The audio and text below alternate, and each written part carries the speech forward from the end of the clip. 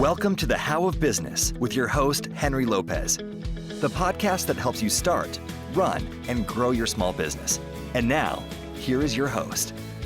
This is Henry Lopez. Welcome to this episode of the How of Business. And my special guest today is Ervin Kelley. Kevin, welcome to the show. Thank you. I'm looking forward to this conversation. It's a topic I find extremely interesting, but Kevin is with us today to share his thoughts and insights on how to create extraordinary places that help us connect with people. So the question that he's going to help us answer, or the questions include, do we still need physical places like a grocery store or a restaurant or office buildings for that matter? Or as he refers to it and others, the replacement economy. Will the replacement economy led by tech titans and retail giants wipe out these traditional physical spaces? And what about museums and universities and performing art venues? Is there still a place for these 1,000-year-old institutions in our lives and in our businesses? Or are we holding on to them out of habit or guilt or nostalgia? So how do we as small business owners in particular create extraordinary places for our customers, our clients, our patients, our staff, and that all of that supports, or how does it support the ongoing growth of our small business? So that's what we're going to dive into today with Ervin Kelley. To get more information about the How of Business, including the show notes page of this episode, and to learn more about my one-on-one and group coaching programs, please visit thehowofbusiness.com. I also encourage you to please subscribe wherever you're listening to this episode so you don't miss any future episodes. So let me tell you a bit more about Kevin. Ervin Kelley is an award-winning architect, experienced designer, and co-founder of the bi-coastal strategic design firm Shook Kelley. As a lifelong advocate of bringing people together in pro-social settings, so settings that foster social activity, Kevin's expertise is in studying how the environment of a place affects our behavior, perception, and decision-making. So we can start to see how this is important to us as business owners who have or might need physical spaces. Since starting the strategic design firm Shook Kelley in 1992, he has worked with executive leadership teams for some of the world's most well-known brands, such as HarleyDavidson. He tells a great story about that in particular in the book. Whole Foods, Kraft, J.M. Smucker, the Cleveland Orchestra, other professional sports teams, universities, urban districts, and hundreds of local and regional businesses to help them stay relevant and profitable in our rapidly changing modern landscape. In addition to being a frequent speaker at retail, food, and other consumer conferences in the U.S. and abroad, Kevin taught courses at Harvard University and his alma mater, the University of North Carolina at Charlotte. As technological replacements increasingly decimate the physical world and human interaction that comes from those environments, Kevin gives away everything he's learned in the field and the boardroom in his debut book titled Irreplaceable: How to Create Extraordinary Places That Bring People Together. Kevin lives in the Los Angeles, California area. And so with all of that said, once again, Ervin Kelley, welcome to the show. Thank you so much. Pleasure to be here. Yes, so much I want to ask you about. The book is excellent. When you listen to this episode, the book will have just been out, so please look for it. I'll have a link to it on the show notes page to this episode. And such a fascinating topic. But before we get there, I'm always interested in the journey. You studied architecture. Obviously, you're an architect. So thinking back to then, why did you study architecture? You know, I'd never met an architect before. I didn't know what they do. I didn't know where they work. But at 6 years old, I decided I wanted to be an architect. It's this kind of strange divine calling that happened. And, as I'm older now, I can look back and make sense of it all, but I couldn't necessarily as a kid. But I'd say that I was hypersensitive to environments and to people. And I could tell by the way somebody walked in a room, where they sat down, how they put a key in a door, even how they put ice cubes in a glass, believe it or not, if it was going to be a stressful situation, a good situation. a mediocre one. And I started adjusting environments as a kid as just a coping mechanism. We're all scared as kids, and the world out there scares us, and the people in our lives sometimes scare us. And so I tried to calm situations down by rearranging the living room furniture, turning the lights down, turning the music up, and trying to see if it adjusted things. That's the only thing I knew how to do at maybe 50, 60 pounds. And it worked. And I So moved there on. must have been either in your personal life or maybe, in school, threats, what you felt were threats, or maybe they were real, obviously. And Yeah. this was a coping mechanism too, because I similarly, Yeah. because of my relationship with my dad specifically, I had to read the cues and be really good at reading cues. That's kind of what happened to me. And without getting too detailed, yes, I was afraid of some domestic situations. And, later in life, I learned that some people are what they call empaths, and they feel and sense things a whole lot more than other people. And you would think it's a blessing, but it can kind of be a curse in some ways, because you're always kind of feeling how somebody else thinks and little tiny inflection points. And, most architects go to school because they can draw, or they love the idea of making objects. I love the idea of making people very sociable and happy and pleasant. And so I started adjusting environments, as I mentioned, not only my home, but then I started doing my friends' homes, and then I started doing the school, and it just kept going on and on. And so I kind of look at it this way, and I encourage all your listeners to look at it this way. I had a neurosis, really. I was too hypersensitive to my environment, but I figured out a way to turn that into a career. Yeah. And I believe that's very important to really look at who you are and what motivates you. And I never saw a business out of it, but I definitely saw a lot of kind of pride and good feelings out of it. But it eventually did turn into a business. Right. When you in university, did it still feel right? Yeah, this is how I want to channel this superpower, if you will, is I want to do this. I want to be an architect.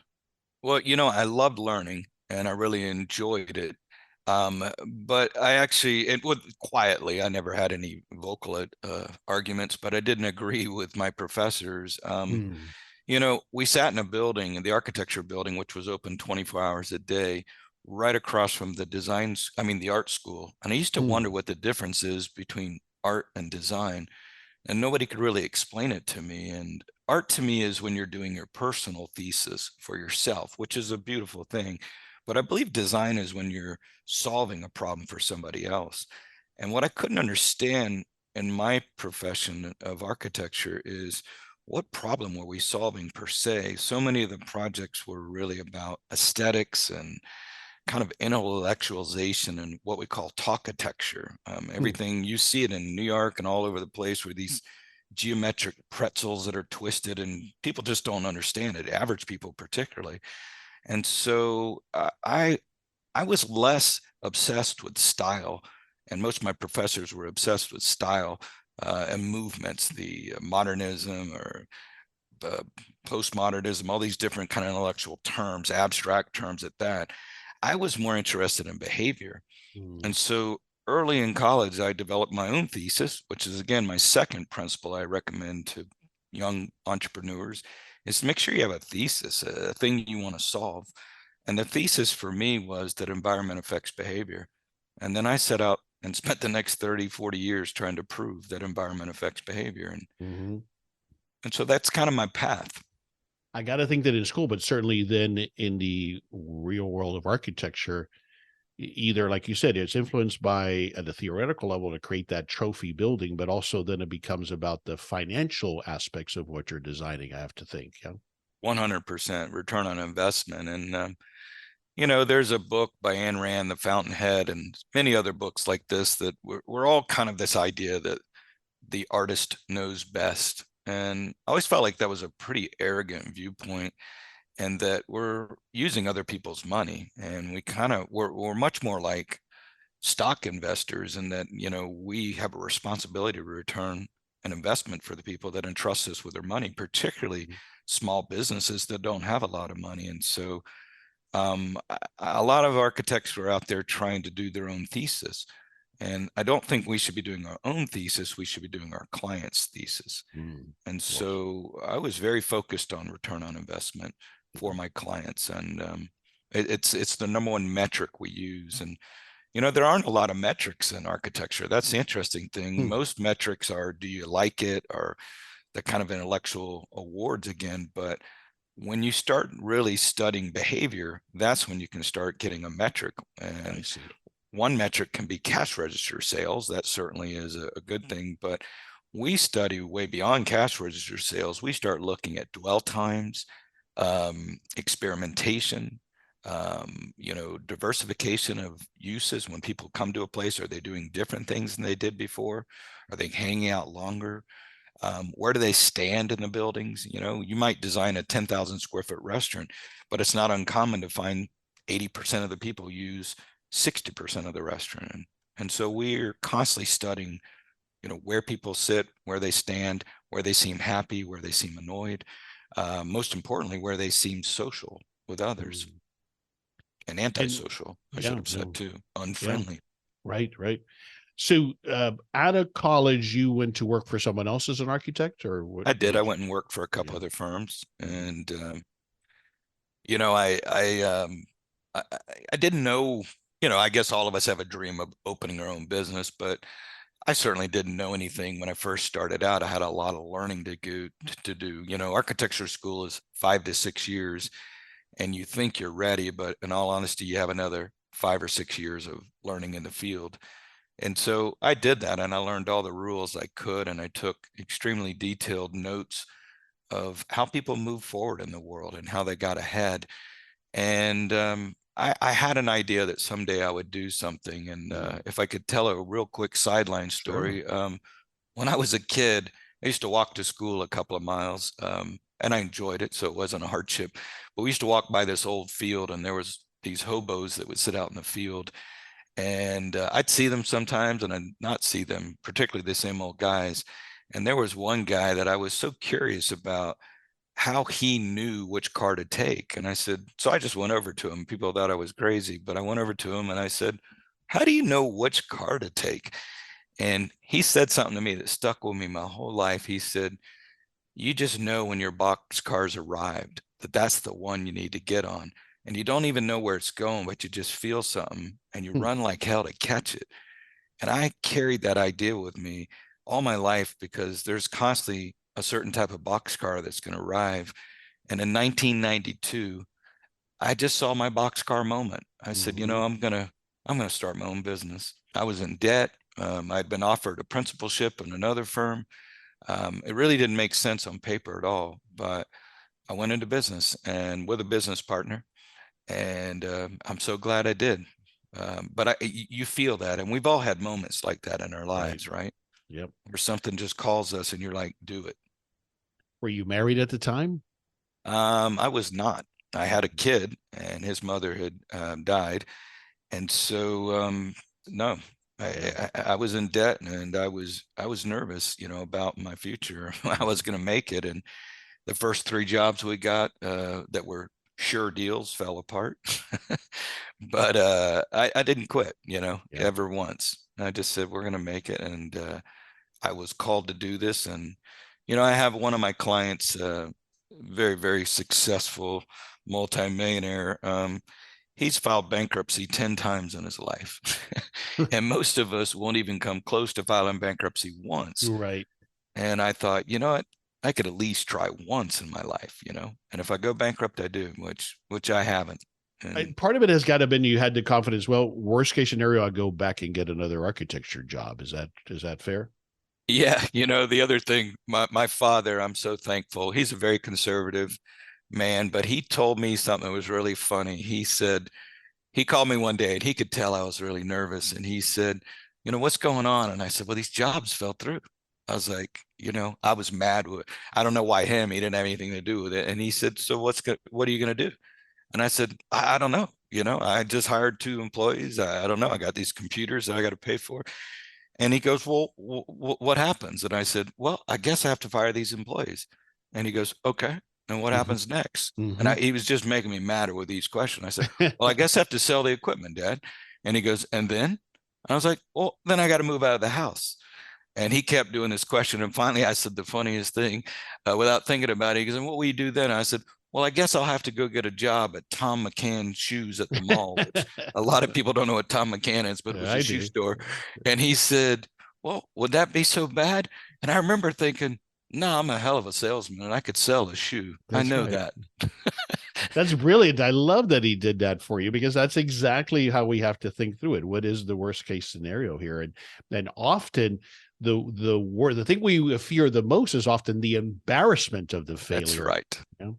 And the uncertainty, right? We The cannot uncertainty, of stand. course. Yeah. And if there's anything I've learned in my life, is nothing is certain. I've never been able to see 6 months out beyond my business, period, for 31 years. So I don't know what I'll be doing on month 7. Looking back at it, do you think that the timing was what it needed to be, or would you have jumped to starting your firm sooner? I mean, you said you had so much to learn. So what are your thoughts looking back on it now? I was 28 years old. And, it depends on what you want to do. If I wanted to do skyscrapers and the world's tallest buildings, then I needed to go work for other firms for another 10 years to really learn all that. But I didn't want to do skyscrapers. I already knew what I wanted to do. And we started right after the savings and loan crisis, which was still a recession. Yep. And, that was the best time because everything looked up from there. And were you already in LA at that time, or where were you? No, I was in Charlotte, North Carolina. Charlotte, okay. And that is where our home office is. I'm in LA now, but our home office is in Charlotte, North Carolina. Why did you move to LA? I never ever thought I'd live out here, and I had traveled the world all over different continents, but I'd never been to LA. And I traveled out here on a fluke to do a lecture, and almost got out of the lecture 2 days before because some other stuff. I was busy on other projects, but I was like, I got to go. I need to do it. And I came out here, and within a day and a half, I thought, wow, this is a really interesting place. And I needed a geographic change in my life at the time. That was 2002. Okay. And I thought, there's a whole bunch of stuff going on in Asia right now, and we can't service it from North Carolina. So I came out here, and everything, happened good after that. I met all kinds of people and changed. I met my wife, which is amazing, in baggage claim at LAX airport of all things.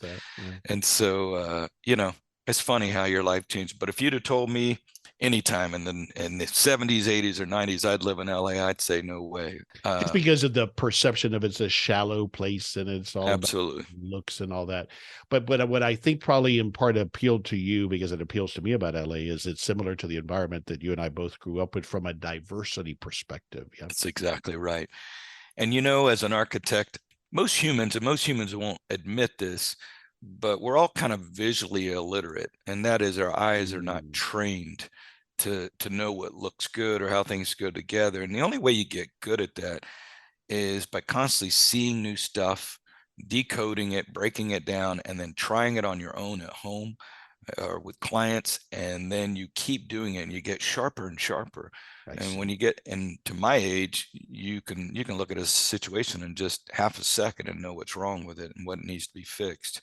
No different than a doctor who has lots of experience can look at a situation. And LA was so visually stimulating to me. It's like a third world country out here, and that there's just so much going on and so much chaos.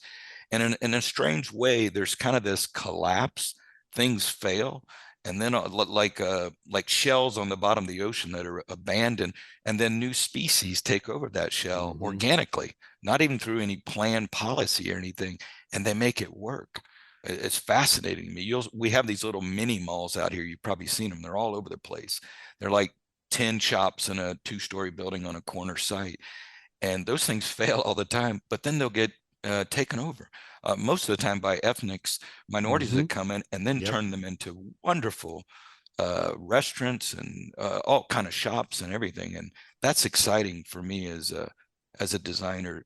You learn a lot by watching how they make it work when the pointy heads can't make it work. Yeah, interesting, fascinating. All right, so the book again is titled Irreplaceable: How to Create Extraordinary Places That Bring People Together. And so I'm always curious, why did you write the book, and ideally, who is it for? I spent the first half of my life, as did most of us, under the rules of, if you wanted to get anything done, you had to go somewhere. You had to leave the house to go to work or to go to school or to go shopping, or you had to go places. And when we would go places, we might gripe about it. I got to go to the post office, or I got to go to a restaurant, or I got to go to a shoe store. But we bump into people and we have all kinds of casual conversations with people, and we learn how to socially navigate situations. And we're not only bumping into our friends and neighbors, which is really important, we're dealing with strangers, people we don't know, and people from other cultures. And there's an exchange that happens, and that's very important. And that started to change in the early 90s, but really changed in that magical year 2007, when the iPhone came out, Facebook took off, Twitter was born. All of a sudden, we had a whole new world. And it was a novel, fascinating world that we didn't know, kind of like a new drug. And our behavior started changing. We became more like hermits. You would see teens I remember going with my brother and his daughters, and they stayed in the room the entire vacation and surfed the internet. And so, something was changing, and I could see it. And here we are now in 2024, and we've never been so divisive as from our politics. We're afraid of the other, and we don't have necessarily reasons to go out. And I get concerned about place and the importance of it. It's not just an architect's thing. It is a civilization thing. We need to go out and bump elbows with other people, to have conversations with a stranger. Is very important to us. And it hits all kinds of levels. It hits us from a cognitive impairment level. If we stay at home and don't see memories and don't have more reasons to go out, we don't remember things the same way, because the way our memories work is it's based on environment. But then it affects the fabric of our lives. If all the shops close down and all our food is run by 3 companies, that's a very dangerous situation that we start to live in. If main streets are closed down and the commercial corridors are closed down, crime takes over, graffiti takes over, homelessness takes over, and property values go down. So this thing it has so many kind of aspects to it. Now I have faith. Oddly enough, we blame the younger generations for tech addictions, but it's really the boomers that are addicted to it. We created it. We profited from it. Some of us did.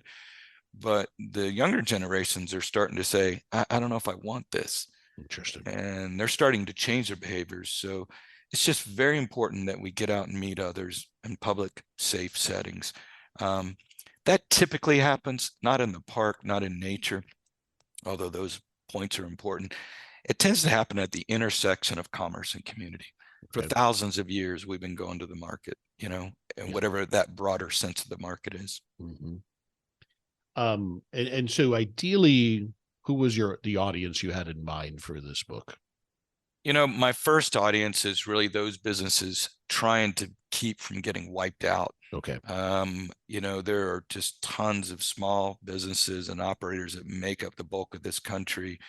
Local supermarkets, local drugstores, convenience stores, barber shops, restaurants, pubs, and they're trying to figure out how to survive. And we have a very proven, solid track record of helping places survive and thrive in a digital world. I see. And beat the pants off the other ones. And when we're talking about spaces, I mentioned some of it in the opening, but in this context of what we're talking about here, what do we define as a space? It could be a space or a place. We use both terms, but it could be a orchestra, like I mentioned earlier, or you mentioned in the intro. We work for the Cleveland Orchestra, which is, certainly trying to attract people to their venues, younger audiences in particular. It could be a Mexican grocery store chain that I'm working for down in Costa Mesa. that's trying to attract people and survive, again, those big giant retail giants and tech disruptors. It could be movie theaters. It could be the malls. It could be urban districts, just a whole stretch of places trying to figure it out. It can even be cities. So I'm working with several cities and trying to help them rethink, what are they going to do with these empty office buildings? Right. And how are they going to figure out a new future for them? And you dedicated the book to your brother, Brian, who you said in the dedication, quote, taught me the value of making whatever environment you're in the best place to be, end quote. He Yeah. must have been some sort of guardian for you during those more difficult times, I'm suspecting. Yeah, he was. He was my older brother, and he passed away about 8 years ago, unexpectedly. And my quick side story on that is I was too busy traveling all around, and just he kept trying to call me, which was unusual. And he's like, just trying to get up with me. And as we all do sometimes, I'm like, I just don't have time to do with it. And then he called me one Friday night, and I was supposed to go out and meet some friends. And we ended up having a 2.5-hour conversation. Thank God. He died 2 weeks later from an unknown heart problem. Is that right? And so glad I had that conversation with him. But he and I were different. I was the conservative, studious, obeying one. And my brother, the joke we used to say was, every night's the last night of your life. And that was because he always had fun. It didn't matter where he was.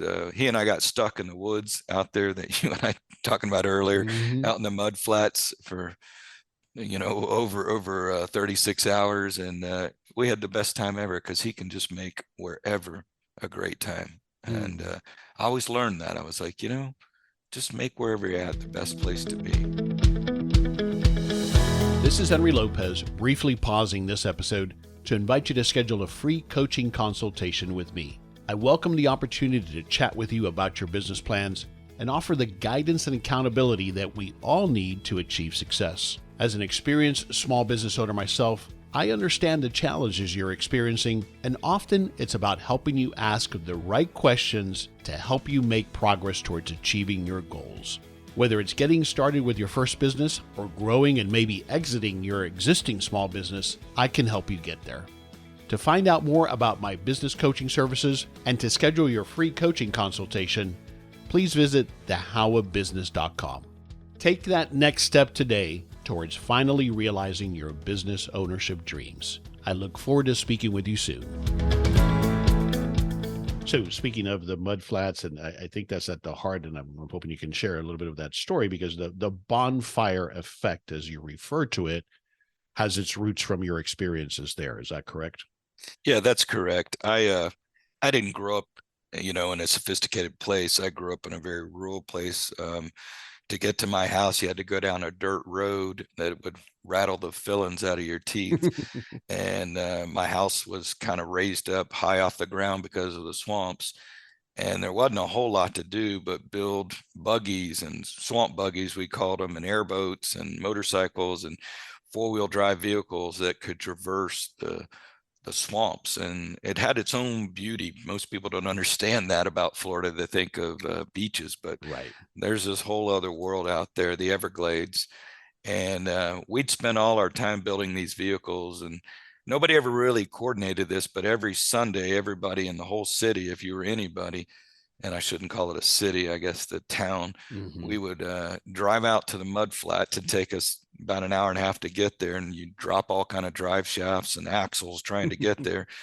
But if you got out into the middle of this kind of swampland, there was a redneck Riviera that kind of raised up from the ground. And I was always fascinated, because I was going there since I was a little kid. And again, being observant, at close to sundown, a self-organizing group of men and women would get together and start collecting branches and twigs and boxes, and they'd build a bonfire. And I'd watch them build that bonfire, and there was always what I call a bonfire master. That was the person that really knew how to put it together, because you can't have that flame too big or everybody will run off, and you can't have it die down. But then it would get this group of rednecks, and me included, all around this bonfire. And we had something that Carl Jung later describes as participation mystique. It's this idea that you feel one with people.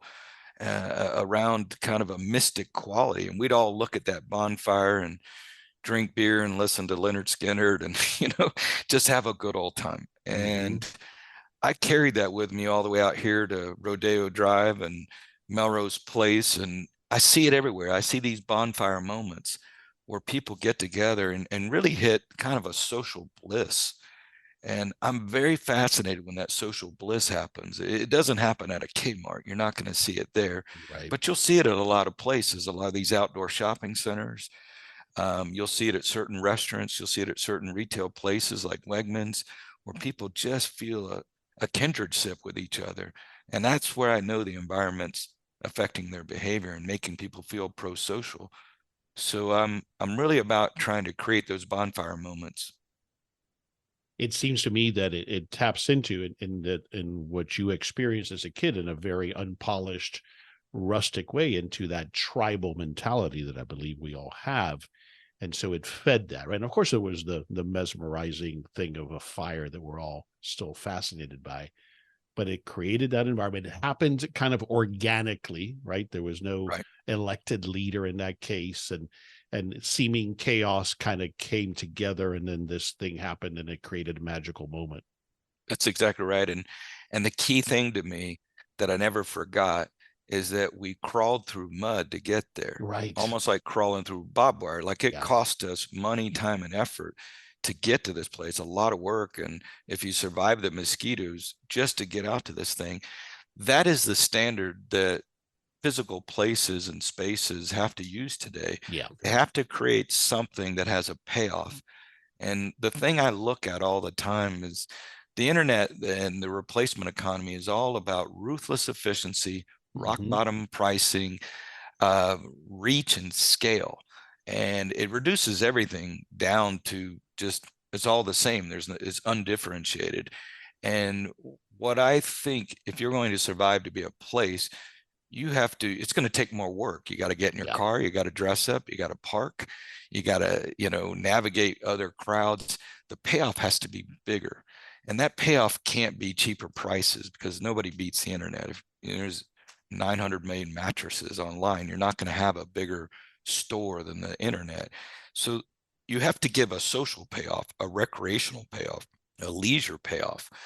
And we're social animals, and we're wired to be around each other. Our entire bodies are designed to read other people and read their faces and read their language. And something happens in the right kind of configurations where people will come together. And, they do something in the right kinds of place. They'll meander, they'll mill, they'll bump into each other, they'll talk to each other, they'll say hi to each other. Those things are very important to our happiness and our sense of fulfillment, our sense of belonging.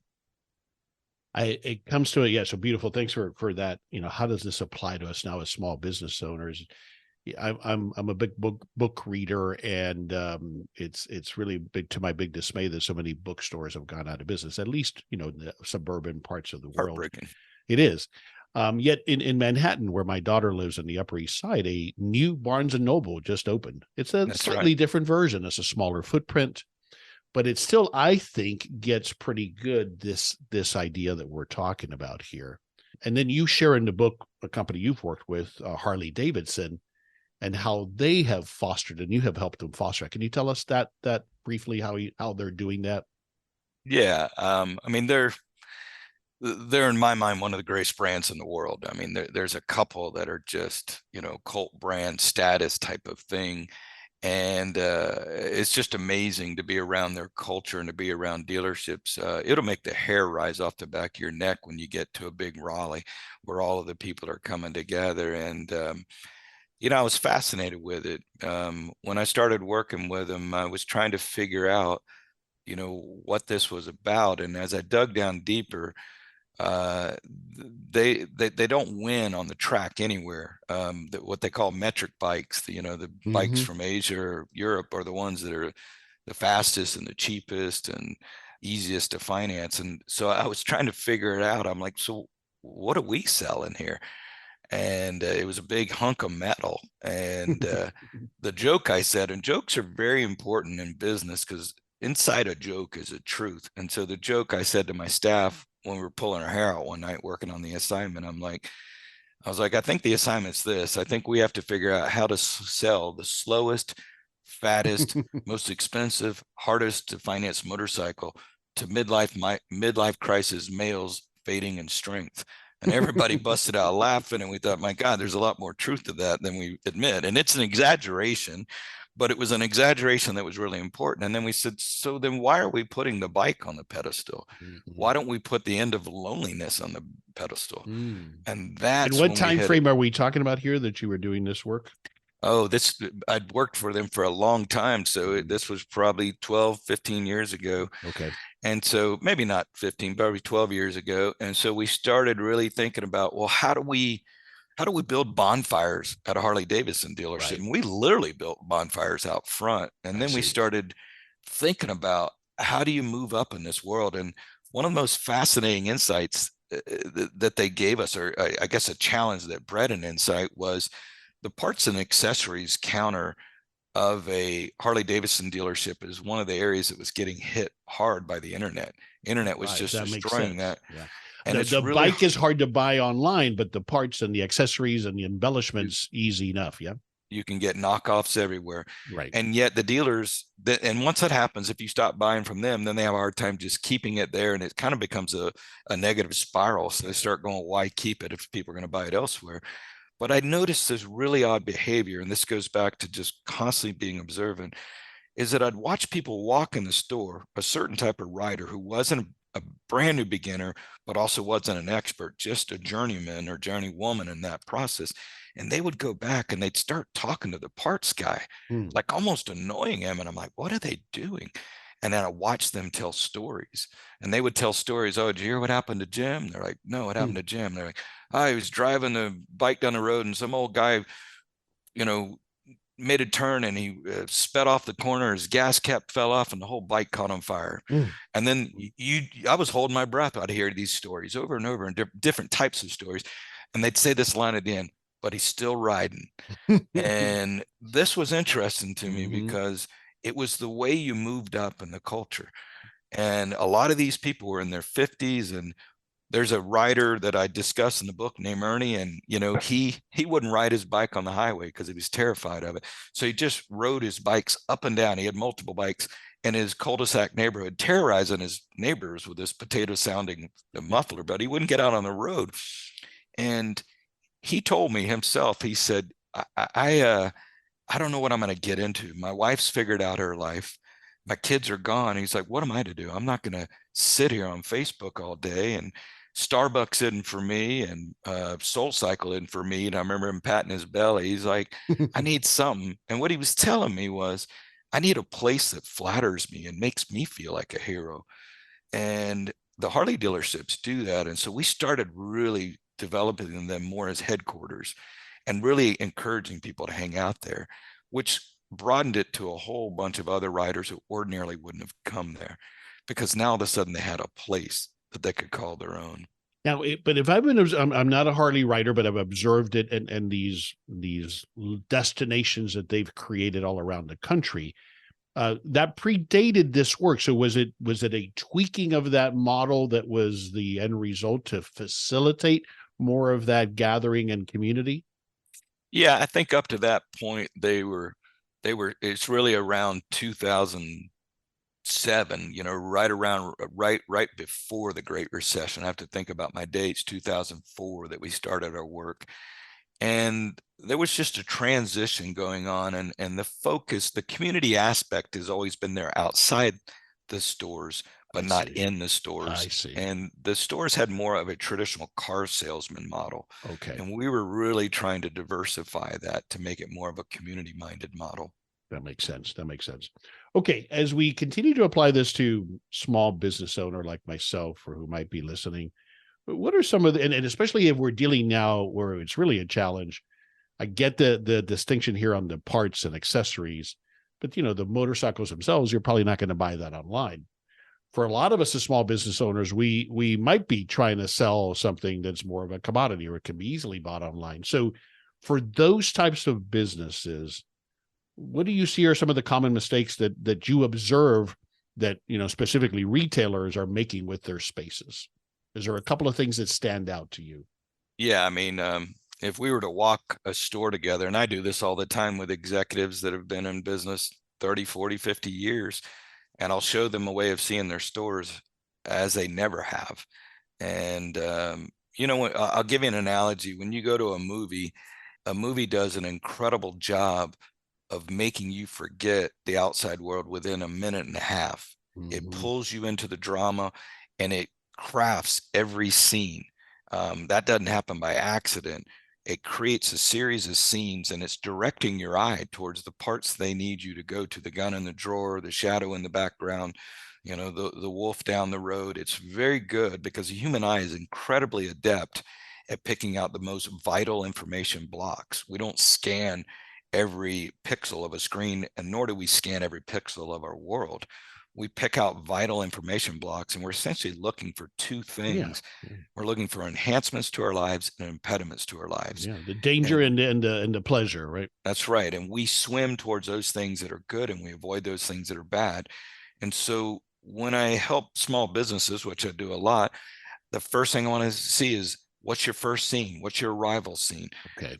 Where do I go next? And oftentimes I'll walk into whatever business they have, and the first scene is not set up right. Now we're talking consumer scenes. I'll see half of one department, half of another department. And the way we describe a scene is that it has a beginning, a middle, and an end, and a mini climax in the middle of that scene, something. And so I'll give you an example. In a grocery store, it might be the pizza making station, but it'll be the fire for the pizza.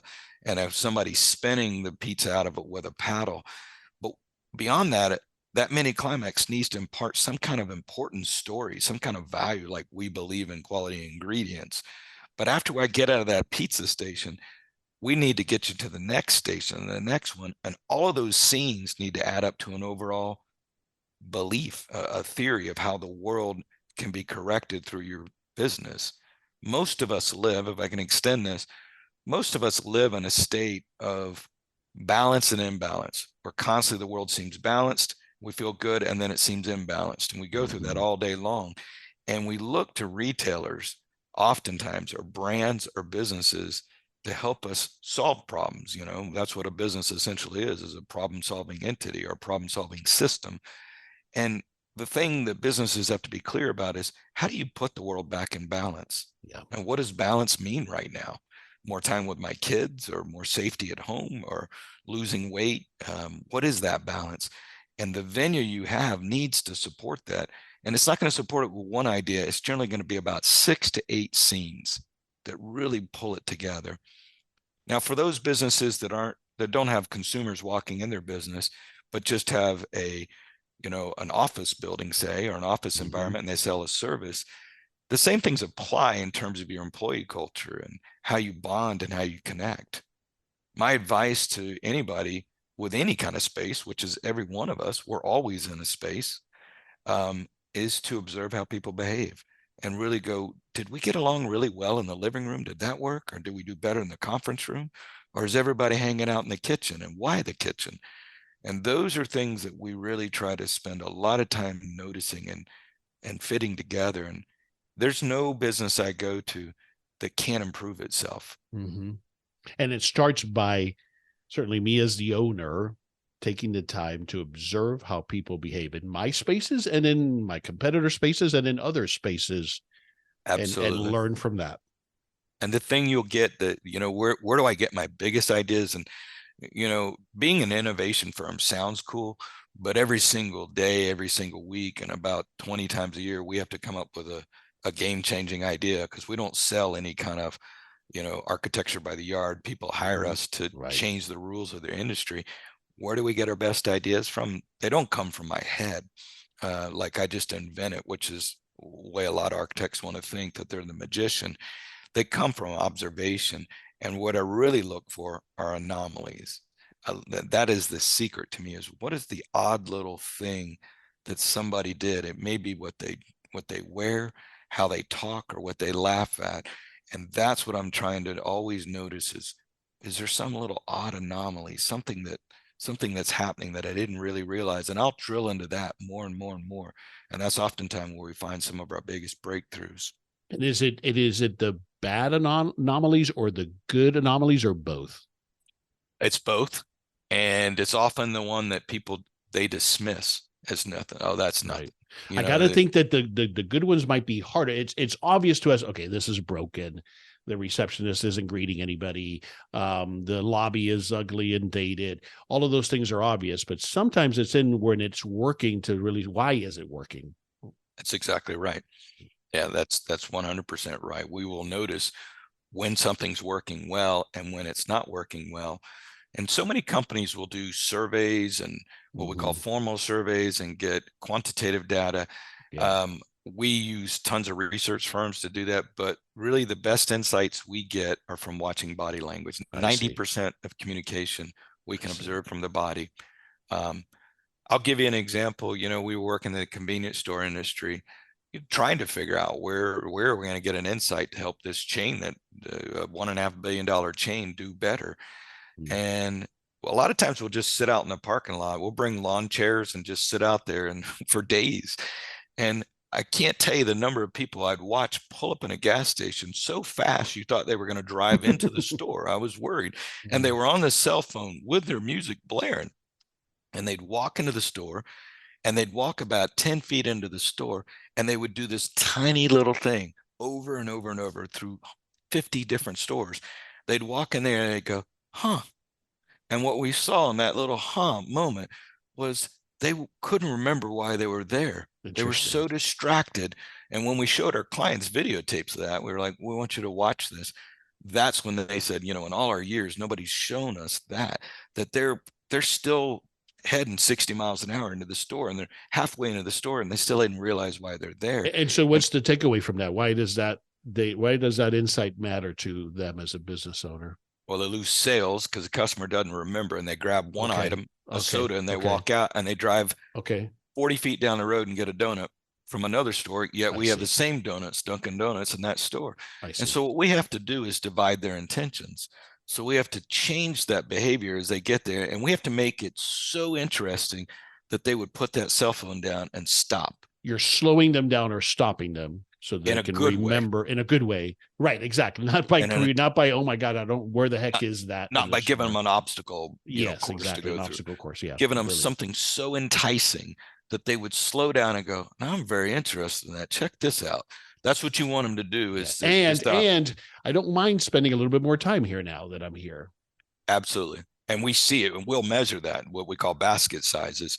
We'll see their basket sizes increase from their average purchase. So in this particular chain, and I could name many different examples, but in this particular chain, who's experiencing all kind of forces from the big retail giants and the tech disruptors, is that we ask them, and I ask this question over and over in companies, how do you make money? And they go, what do you mean? We sell stuff. I'm like, no, how do you really make money?